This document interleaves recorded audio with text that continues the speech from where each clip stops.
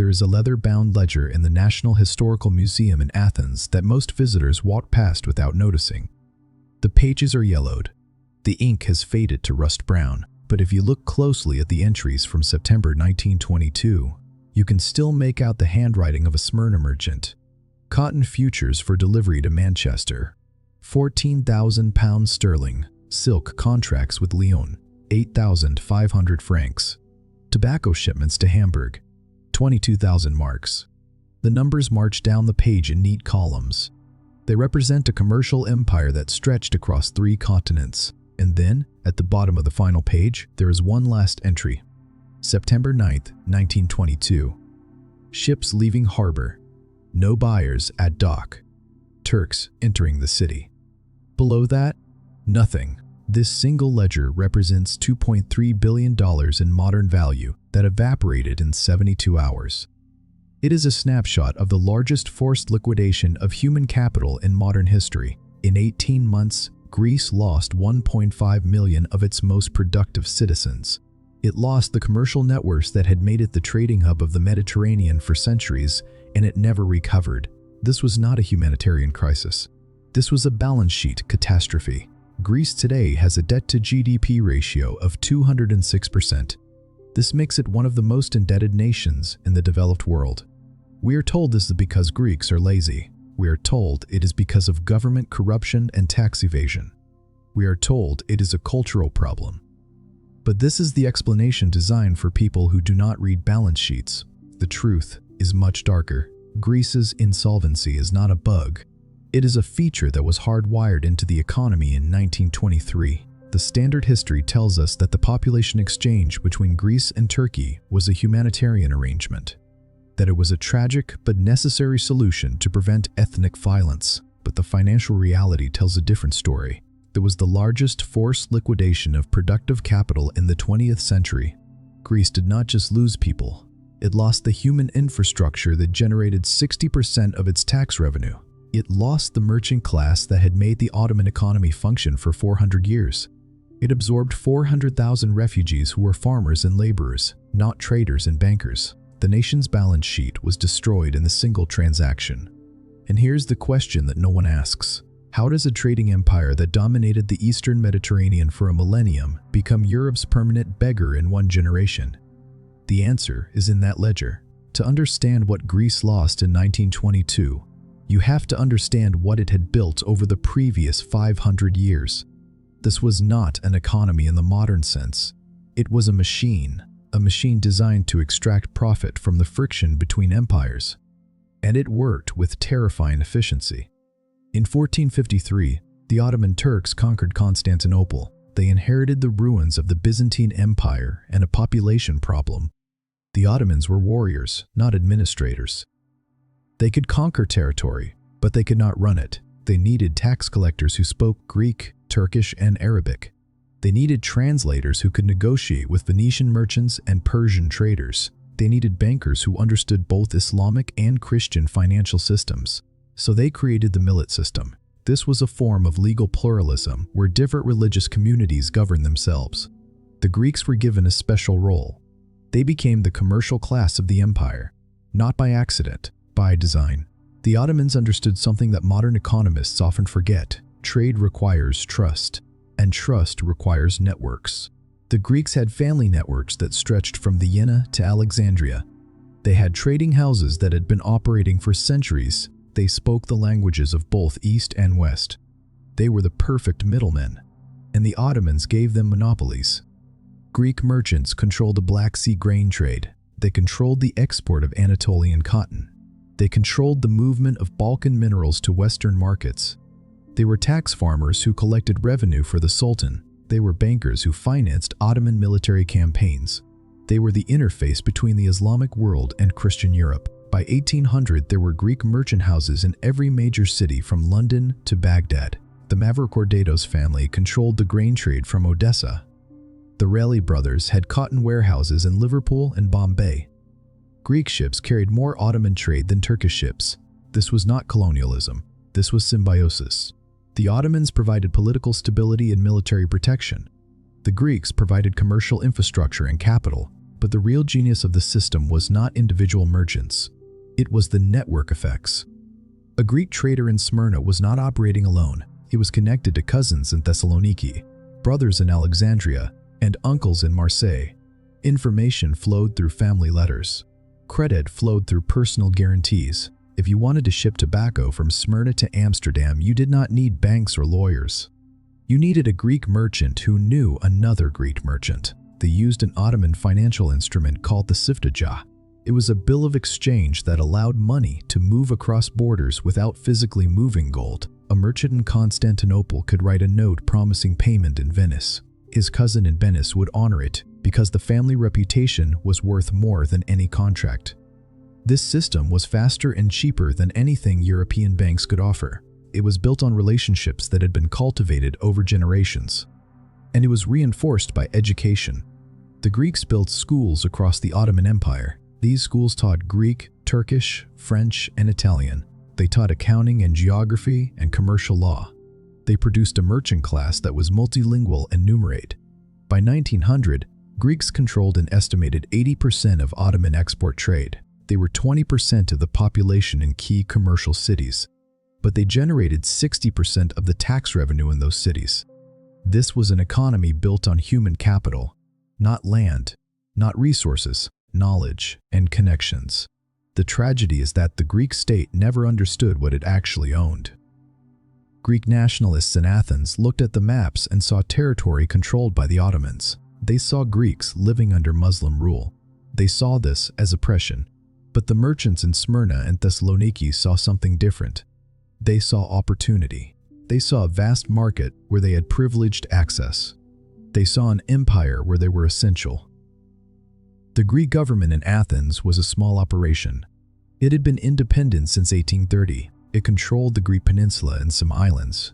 It had a population of about 3 million. But the Greek commercial diaspora in the Ottoman Empire numbered over 2 million. And here is the invisible dependency that destroyed everything. The Greek state's budget was balanced by remittances and investments from the diaspora. Greek merchants in Smyrna paid taxes to the Ottoman Sultan, but they also sent money home to Athens. They bought Greek government bonds. They invested in Greek shipping companies. The official ledgers in Athens showed that Greece properly generated modest tax revenue. But the real engine of Greek wealth was outside Greek borders. It was in the trading houses of Anatolia. It was in the cotton warehouses of Smyrna. It was in the banking offices of Constantinople. The Greek economy was not a nation-state economy. It was a diaspora economy, and no one in Athens had calculated what would happen if that diaspora was suddenly erased. Between 1912 and 1920, Greece appeared to be on the verge of becoming a great power. The territory doubled. The population jumped from 2.8 million to 5 million. European investors poured capital into Greek bonds and railway projects. On paper, Greece was the success story of the Balkans, but if you looked at the actual mechanics of the economy, you would have seen something terrifying. The expansion was built on debt, and the debt was being serviced by an economy that did not exist inside Greek borders. The ruling ideology of Greece at this time was called the Megali Idea, the Great Idea. It was the belief that Greece should reclaim all the territory where Greeks had historically lived. This meant Constantinople. This meant the Aegean coast of Anatolia. This meant restoring the Byzantine Empire. It was nationalist fantasy dressed up as historical destiny. But it had a seductive economic logic. If Greece could capture the commercial cities of the Ottoman Empire, it would inherit the tax base. It would own the networks instead of just operating within them. The merchant class would become Greek citizens, paying Greek taxes, instead of Ottoman subjects sending remittances. After the Balkan Wars of 1912 and 1913, Greece seized Thessaloniki and parts of Macedonia. These were massively wealthy regions. Thessaloniki was the second largest commercial port in the Ottoman Empire. Greek nationalists believed this proved the Megali Idea was achievable. Let me introduce you to a man who represents this era perfectly. His name was Andreas Michilakopoulos. He was not a real person. He is a composite character based on the records of dozens of Greek merchants who lived through this period, but his story is their story. Michilakopoulos owned a tobacco processing warehouse in Smyrna. He employed 3,000 workers. He exported to 40 countries. His family had been in the tobacco trade for 4 generations. In 1914, his business was valued at 800,000 Ottoman lira. That is roughly $40 million in today's money. He was wealthy, but not because of Greece. He was wealthy because Smyrna was the tobacco capital of the Mediterranean. The climate was perfect, the soil was perfect, and the Ottoman Empire gave him access to markets from Cairo to Hamburg. Megali paid taxes to the Sultan, but he sent his sons to school in Athens. He bought property in Greece. He considered himself Greek, even though he had never lived in Greece. When World War I ended and the Ottoman Empire collapsed, Megali and men like him saw their chance. The Treaty of Sèvres in 1920 gave Greece control of Smyrna and the surrounding region. Greek troops landed in the city to cheering crowds. For the first time in 500 years, Smyrna was under Greek administration. Megali believed the nightmare of Ottoman decline was over. He believed the Greek state would bring stability and protect his business. He was wrong. While Athens celebrated, the ledgers were telling a different story. Greece had expanded its territory, but it had also expanded its military obligations. The Greek army now had to garrison hostile populations in Anatolia. It had to defend a border that stretched for thousands of miles. The cost was astronomical. By 1920, the Greek national debt had reached 120% of GDP. The government was borrowing from French and British banks at interest rates of 7 to 9%. The assumption was that future tax revenue from the new territories would cover the debt, but this was fantasy accounting. The new territories were war zones. Infrastructure had been destroyed, trade routes had been disrupted, and most importantly, the Turkish population was not going to sit quietly under Greek occupation. A resistance movement was forming under a general named Mustafa Kemal. He would later be known as Ataturk. He was organizing Turkish nationalists to drive the Greeks out of Anatolia. Greek military planners assured Athens that this was a minor problem. They said the Turkish resistance was poorly armed and poorly led. They said one more push would break them. So Greece borrowed more money. It sent more troops. It pushed deeper into Anatolia. Meanwhile, back in Smyrna, Megali was watching his credit lines tighten. In 1919, he could get trade financing from banks in London and Paris with a single telegram. By 1921, those same banks were asking for collateral. They were asking questions about political stability. His Ottoman customers were disappearing. Turkish merchants who had bought his tobacco for decades were now on the other side of a war.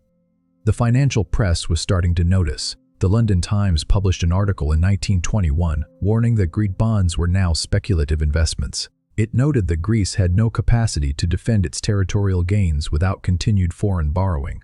But Athens was not listening. The Greek government was high on its own propaganda. It believed that Greece was reclaiming its historical destiny. It believed that the merchants of Smyrna would become the engine of a new Greek golden age. In August 1921, the Greek army launched a massive offensive toward Ankara.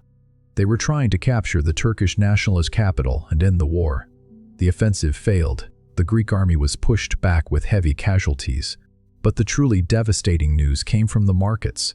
Greek bond prices collapsed. The drachma lost 40% of its value against the British pound. Banks in Athens began to experience runs. Depositors were withdrawing their savings and converting them to gold or foreign currency. Megali watched his own ledger deteriorate. His suppliers in Europe were now demanding payment in advance. They no longer trusted Greek bank drafts. His ships were being held in port because insurance companies considered the Aegean a war zone. In his final letter to his brother in Athens, dated July 1922, he wrote, "The business survives, but the empire it was built on is dying. I do not know if we can survive the transition."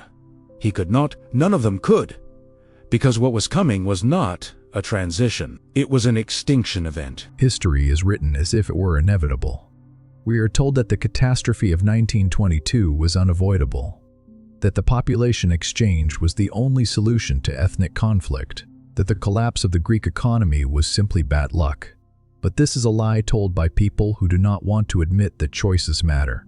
Greece had options. It chose the worst one, and understanding the roads not taken reveals exactly why the disaster was so complete. In 1920, Greece held an election. The question before the voters was whether to continue the war in Anatolia or negotiate a settlement. Eleftherios Venizelos, the prime minister who had led Greece through World War I, advocated for compromise. His proposal was radical but rational. Greece would recognize Turkish sovereignty over Anatolia. In exchange, the Greek population in cities like Smyrna and Constantinople would receive autonomy.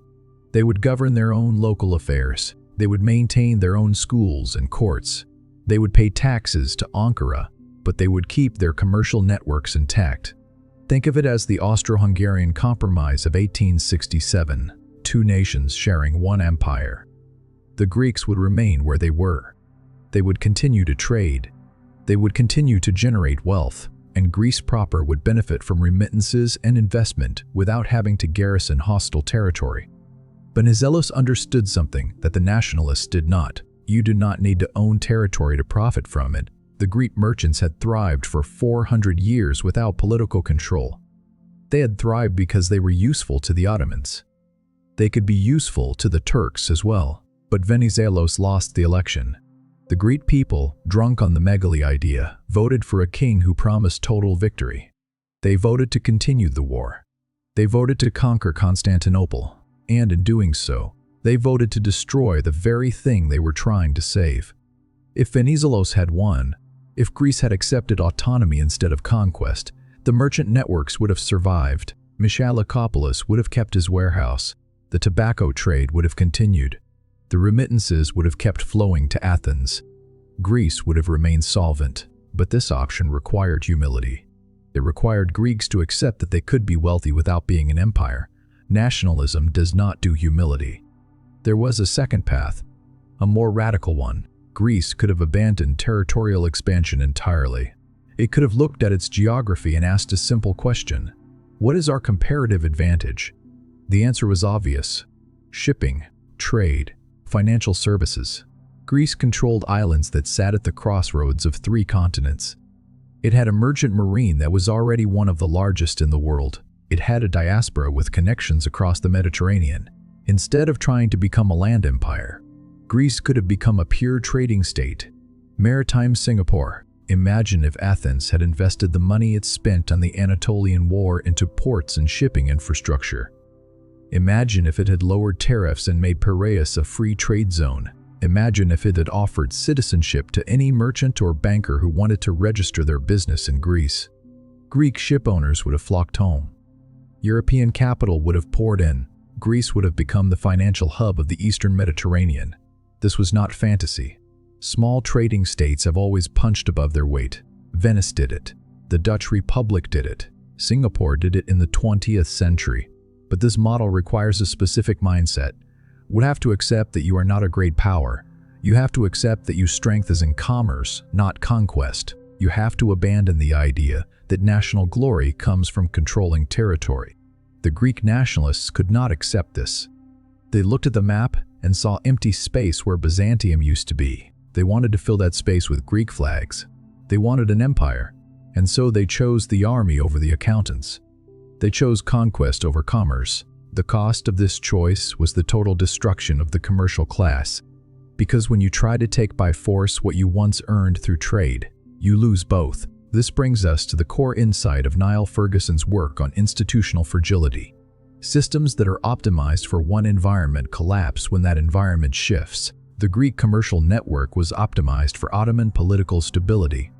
It required a large multi-ethnic empire where Greeks could operate as middlemen. It required borders that were porous to trade but protected by imperial armies.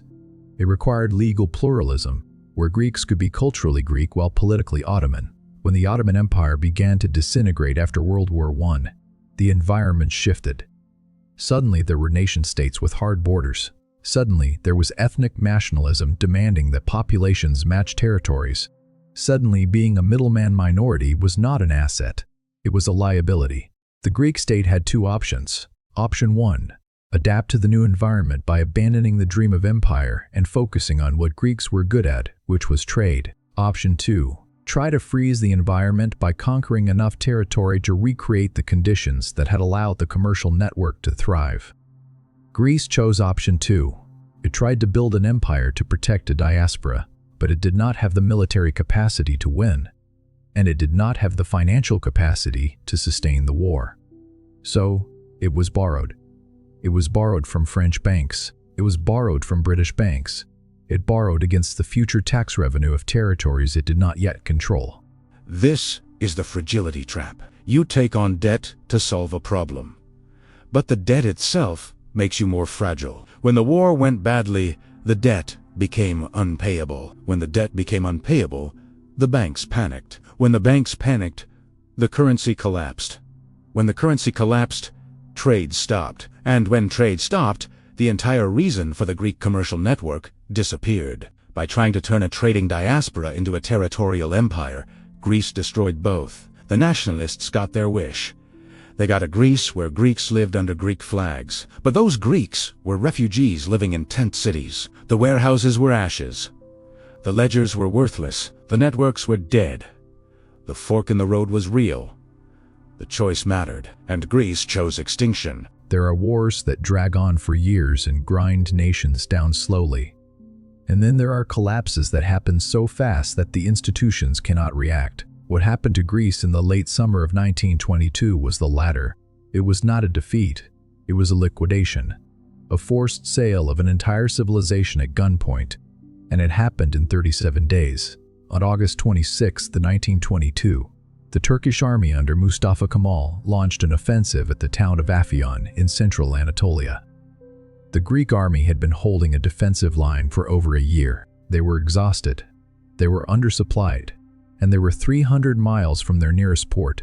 The Turkish attack broke through in less than 48 hours. What happened next was not a retreat, it was a rout. The Greek army disintegrated. Officers abandoned their units. Soldiers threw away their rifles and ran. Within 10 days, the Turks had advanced 200 miles. The Greek government in Athens received telegrams that read like hallucinations. The army no longer exists as a fighting force. Enemy approaching the coast. Request immediate evacuation. In Smyrna, the Greeks had no idea what was coming. The city had been under Greek administration for 3 years. It felt safe. Megali was still going to his warehouse every morning. He was still processing tobacco shipments. His ledger from August 30 shows routine entries. Payment received from Leipzig. 4,200 marks. Shipment to Marseille was delayed due to a dock strike. Contract signed with new supplier in Samson. He did not know that the world was ending. On September 9, Turkish cavalry entered Smyrna. The Greek army had already evacuated by ship. They left the civilian population behind. Megali heard the gunfire in the Armenian quarter first. Then he saw the smoke. Turkish soldiers were going through the city block by block. They were looting. They were burning. They were settling scores. Megali grabbed his ledger. It was the only thing he saved. He left the warehouse with 3,000 bales of tobacco and 40 years of business relationships behind. He ran to the docks. The docks were chaotic. Hundreds of thousands of Greeks and Armenians were trying to get on ships. Any ships. British warships sat in the harbor and watched. American destroyers sat in the harbor and watched. They had orders not to intervene. This was not their war. Megali spent 3 days on the dock. No food, no water, watching the city burn. On September 13, he finally got on a Greek cargo ship headed for Piraeus. The ship was designed to carry 200 passengers. It carried 4,000. By September 14, the Smyrna waterfront was ash. The city that had fed Europe's textile mills for 300 years was gone, and 100,000 Greeks were dead or missing. While Smyrna burned, Athens collapsed. The Athens Stock Exchange closed on September 12. There was nothing to trade. Every company with operations in Anatolia was insolvent. Shipping companies could not get insurance. Banks could not value their collateral. The government could not collect taxes from territories that no longer existed. On September 20th, Greece officially defaulted on its foreign debt. It was not a policy decision. It was a mathematical inevitability. The government had borrowed against the assumption that it would control Asia Minor. Asia Minor was gone. The revenue was gone. The debt remained. Greek bonds that had traded at 80 cents on the dollar in July were now worth 12 cents. French and British banks that had lent to Greece began demanding immediate repayment, but there was nothing to repay them with. The drama went into freefall. In August, 1 British pound bought 150 drachmas. By October, 1 pound bought 600 drachmas. This was not inflation, this was currency death, and it had immediate consequences for every Greek business. Greek merchants who had been operating for generations suddenly could not get credit. When Megali arrived in Athens with his ledger, he tried to restart his business. He went to the bank.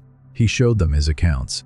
He showed them decades of successful trade. The banks told him his ledger was worthless. Every contract in the ledger was denominated in Ottoman currency or referenced Ottoman locations.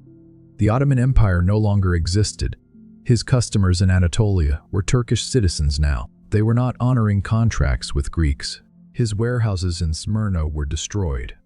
His credit lines were with banks that had collapsed.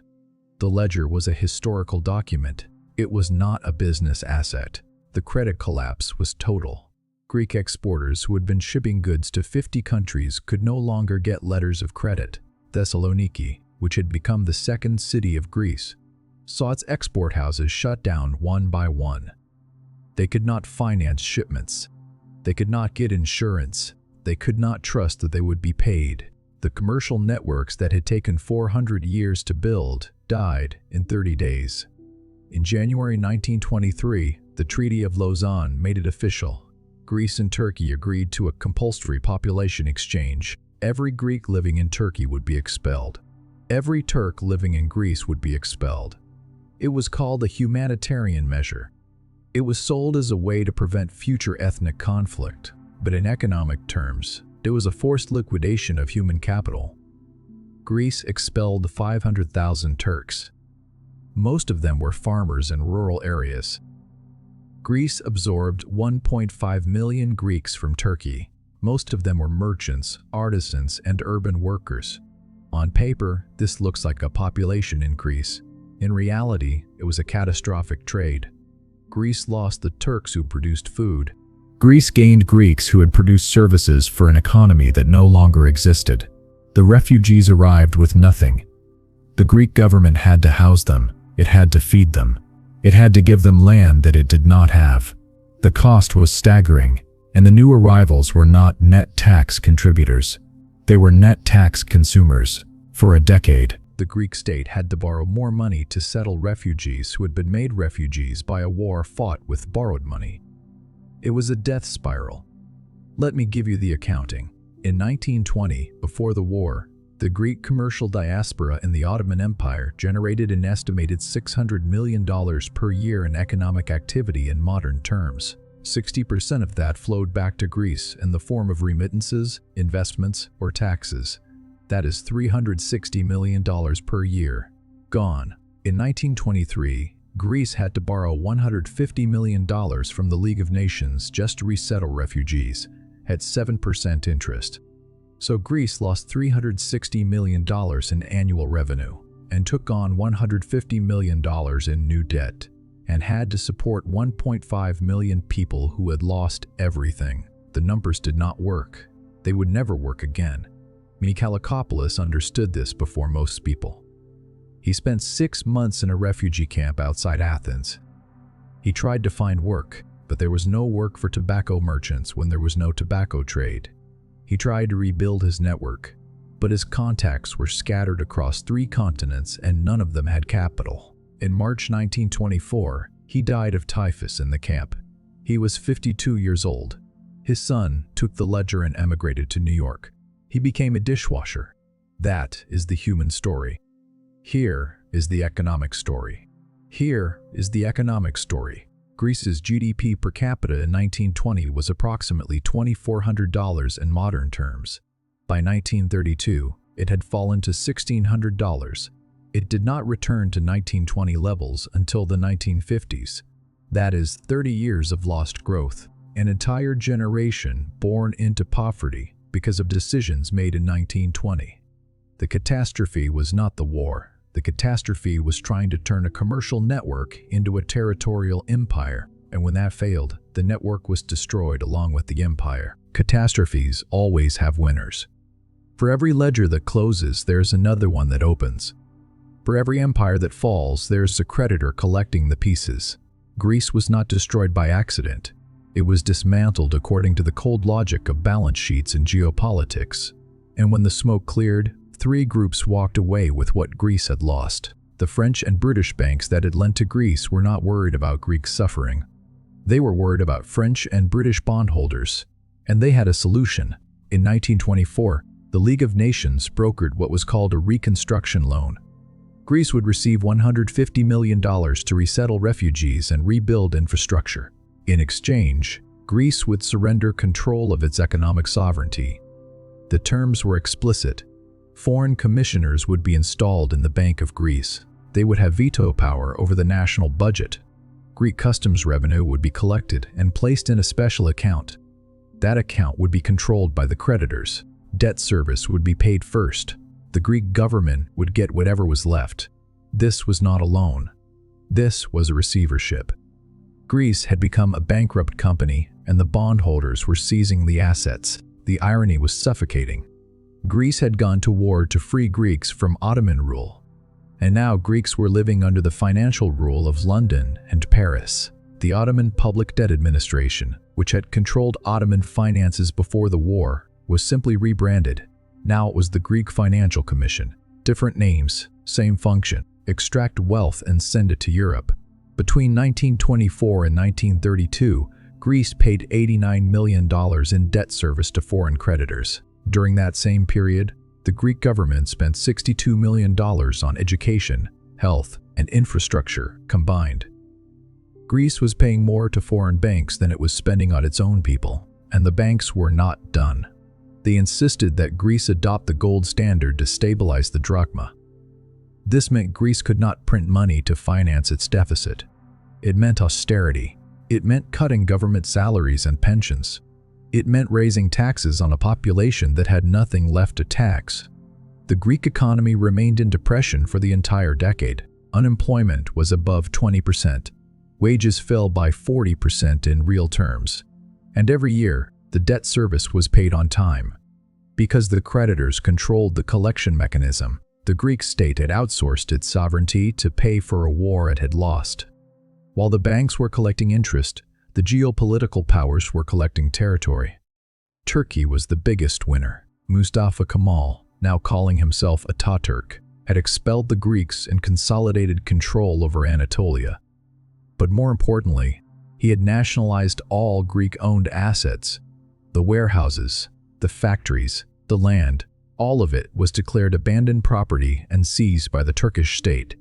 The estimated value was $1.2 billion in 1922 dollars. That is roughly $20 billion today. It was the largest uncompensated seizure of private property in modern history up to that point. Greece demanded compensation. Turkey refused. The League of Nations said it was a matter for the two countries to resolve. They never did. Turkey kept the assets. Greece kept the refugees. And Turkey used those assets to rebuild. The factories that had been owned by Greeks were now owned by Turkish state enterprises. The land that had been farmed by Greeks was now redistributed to Turkish farmers. Ataturk used the wealth of the Greek diaspora to finance the creation of modern Turkey. It was the most successful theft in the history of the Mediterranean. Britain also won. They had never wanted Greece to succeed in Anatolia. A strong Greece controlling the Aegean coast would have been a rival to British influence in the eastern Mediterranean. Now Greece was weak. Now Greece was dependent on British loans. And Britain had a new strategic position. They pivoted to Cyprus as their primary naval base. They increased their presence in Egypt. They ensured that the Suez Canal remained under their absolute control. Greece had tried to build an empire to challenge British dominance. Instead, Greece had bankrupted itself and made British dominance more secure. France took a different approach. They had lent heavily to Greece, and now they were collecting. But they also saw an opportunity. The Greek merchant marine, which had survived the war, was now stateless. Greek ship owners did not trust the Greek government. They did not want their assets seized to pay creditors, so they began registering their ships under flags of convenience: Panama, Liberia, Honduras. The French port of Marseille became a hub for Greek shipping companies that were nominally Greek but legally foreign. This was the birth of the modern stateless shipping industry, and it was born from the corpse of the Greek economy.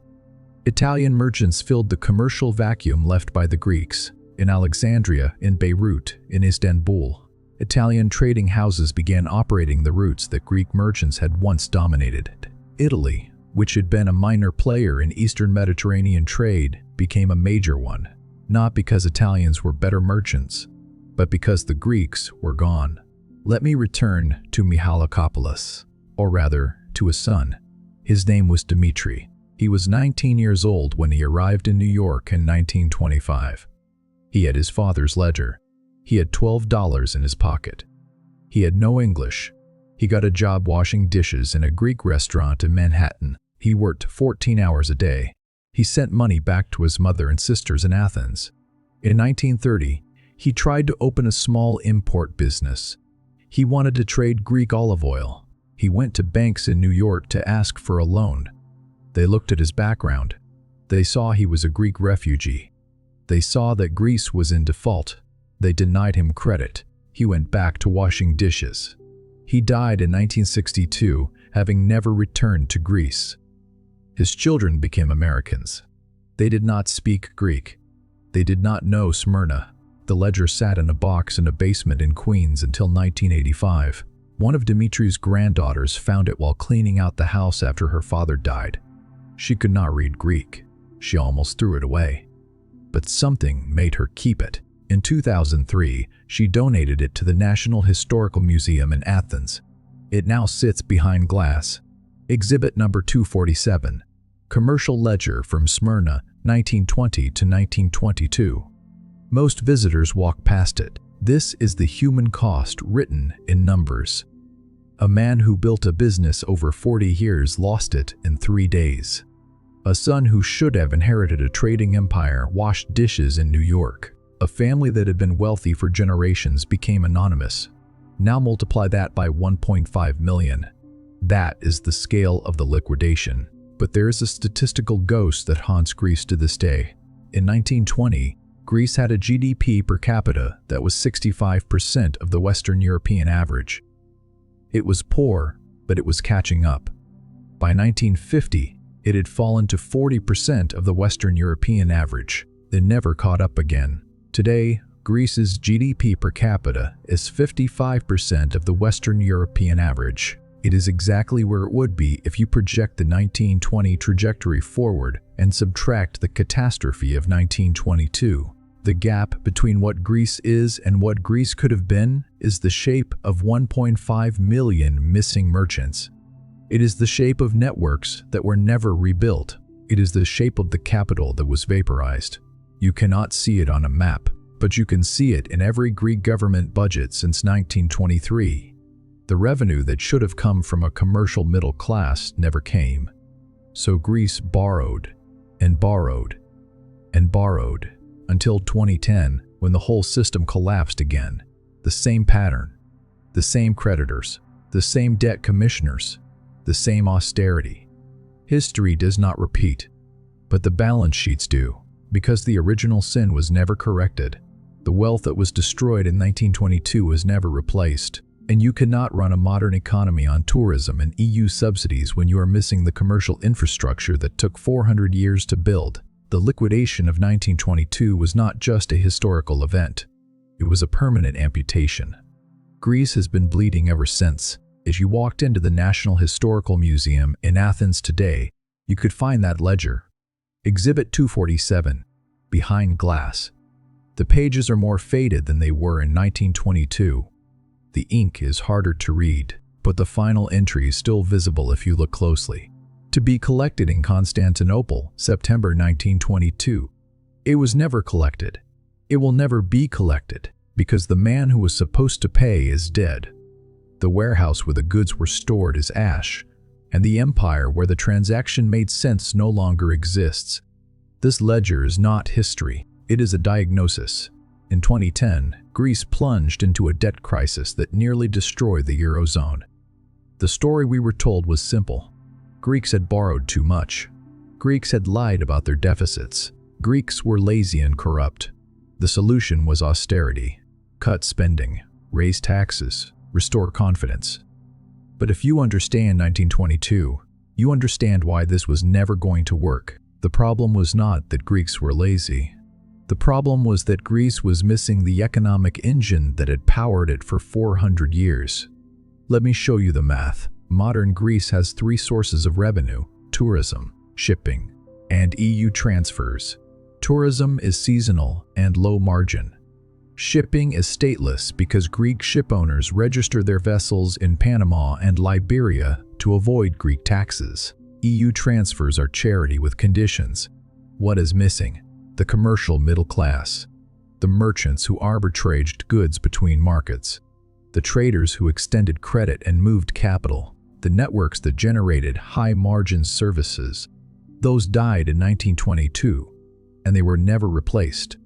Greece tried to industrialize in the 1950s and 60s, but it was always playing catch-up with Western Europe. It did not have the human capital. It did not have the institutions. When Greece joined the European Union in 1981, it gained access to cheap credit.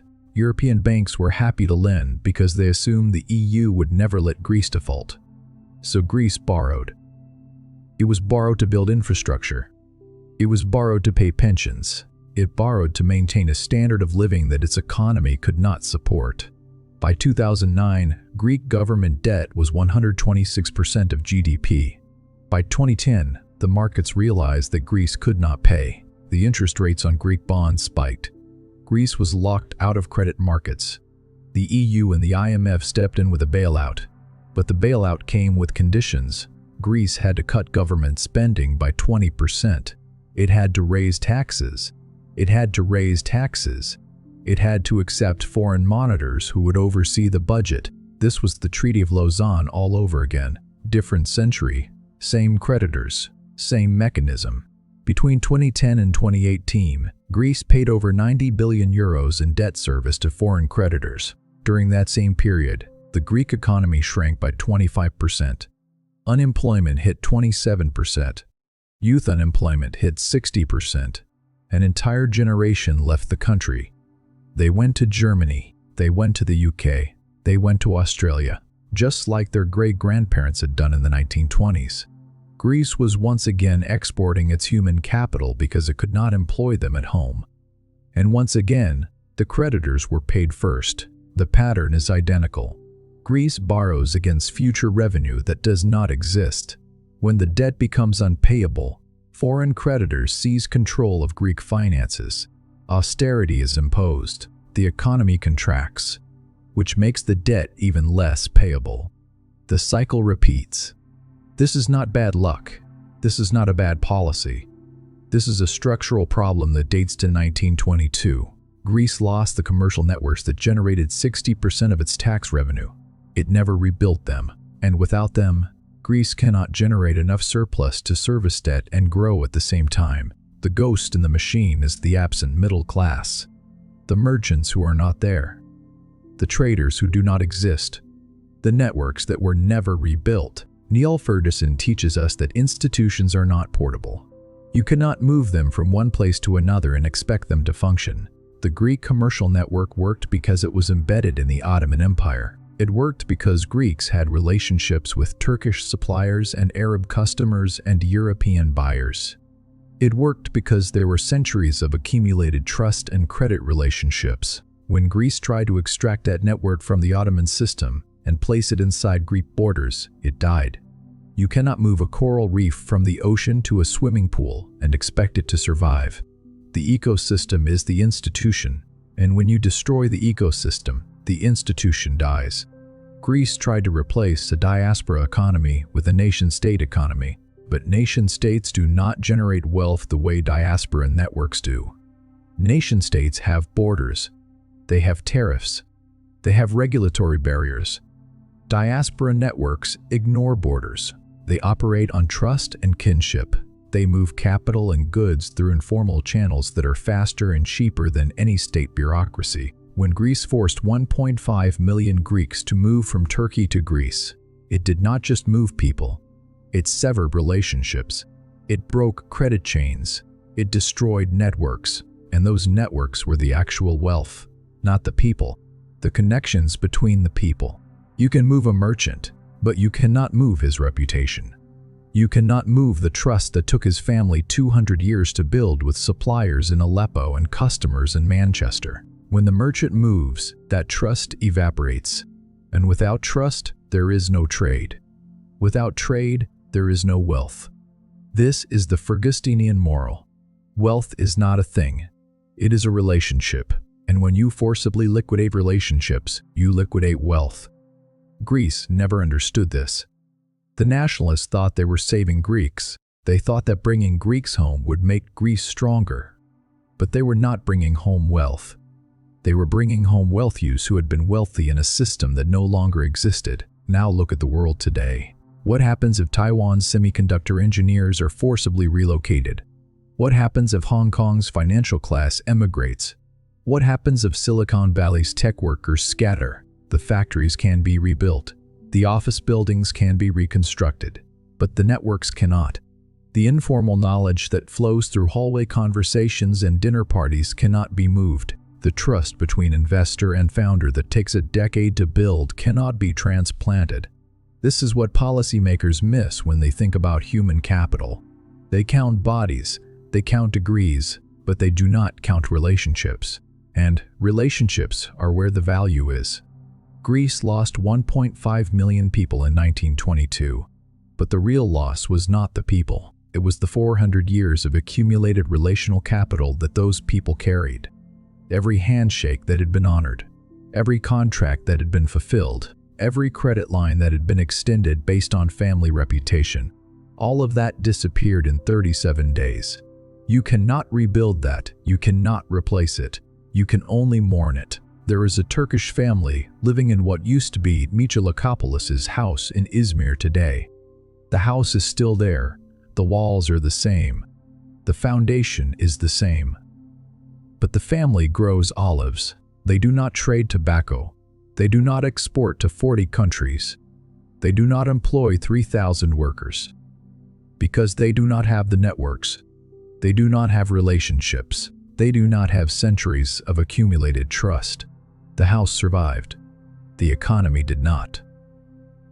This is the final lesson. Infrastructure is not buildings. It is not roads or ports or railways. It is a relationship between people who trust each other enough to extend credit across thousands of miles. And when you destroy those relationships, you destroy the economy. Greece destroyed those relationships in 1922, and it has been poor ever since. Not because Greeks are lazy, but because the Greeks who knew how to be rich were expelled from the places where being rich was possible. They were moved to a country that did not have the markets or the customers or the suppliers to make their skills valuable. And so they became poor, and their children became poor, and their grandchildren became poor, until we arrive today, where Greece has a debt-to-GDP ratio of 206%, where Greek youth emigrate to find work, where the economy survives on tourism and EU subsidies. This is not a Greek failure. This is the inevitable result of a forced population transfer that destroyed the human infrastructure of an economy. The ledger in the museum is not just a historical artifact. It is a warning. It is a reminder that wealth is fragile, that networks can be destroyed faster than they can be built, and that once they are destroyed, they do not come back. The train that was supposed to connect Berlin to Baghdad was never finished. The merchants who were supposed to connect Europe to Asia were expelled and killed. The empires that were supposed to last forever collapsed. And we are left with the pieces, borders that make no sense, economies that do not work, and a ledger behind glass that says to be collected, but never will be. This is the economic suicide of Greece. Not a decision made in a single moment, but a series of choices spread across 2 decades that destroyed 400 years of accumulated capital. And if you think this is ancient history, look at your own country. Look at your own economy, and ask yourself, what networks are you depending on? What relationships make your wealth possible? And what would happen if those relationships disappeared in 37 days? Because they can, they have before, and they will again.